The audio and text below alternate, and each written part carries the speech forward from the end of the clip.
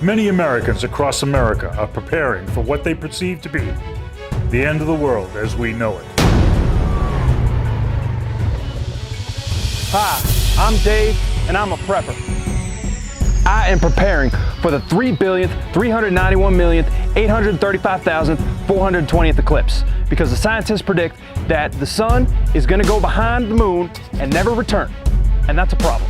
Now think about this for a second. If the sun is gone, that means no one can see, and if no one can see, all the power grids are going to fail, no one's going to be able to work, no one's going to know where they are, and no one's going to be able to see.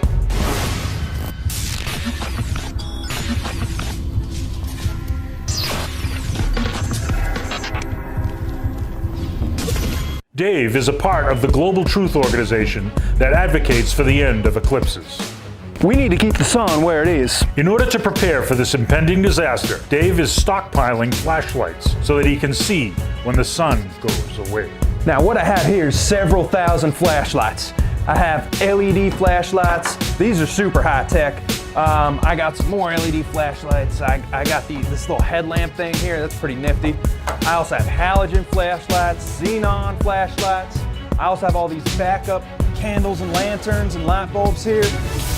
Yeah, I'm prepared. Dave goes through weekly training exercises to make sure he's sharp and ready for the worst. What I'm doing now is plucking chicken blindfolded. My wife says it even makes me better in bed, so I just have to take her word for it. One more time. Dave has an elaborate system in place to navigate his yard in the dark.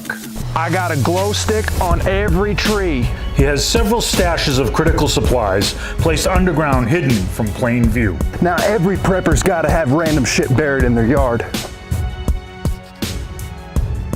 This is where I keep my food supplies. I have 32 years worth of SpaghettiOs 6 feet under.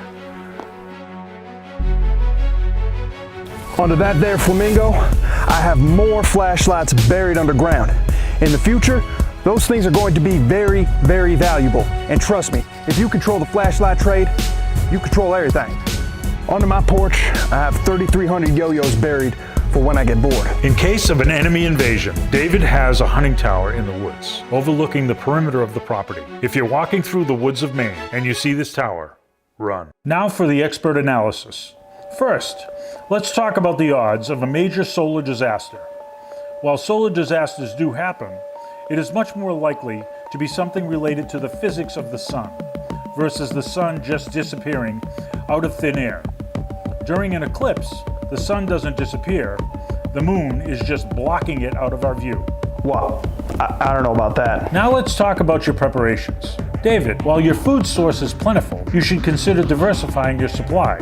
SpaghettiOs do not have enough nutritional value for long-term survival. And while you may have 32 years worth, by year 30, you may not want to eat a 30-year-old can of SpaghettiOs. You don't know what I've eaten, buddy. And trust me, SpaghettiOs are the least of my concern. David, when it comes to your water supply, you didn't even mention it, so we assume you don't have one. The public utilities will be out of commission in the event of a solar disaster. And your sink definitely won't work. Damn, I didn't even think of that. Overall, you get a 5 out of 10. Please don't hurt us. 5 out of 10? Did you even see my rattlesnake collection for when the invaders come? Show's freaking bullshit, man. On next week's episode, we will be focusing on Deborah. Deborah is preparing for a coyote overpopulation.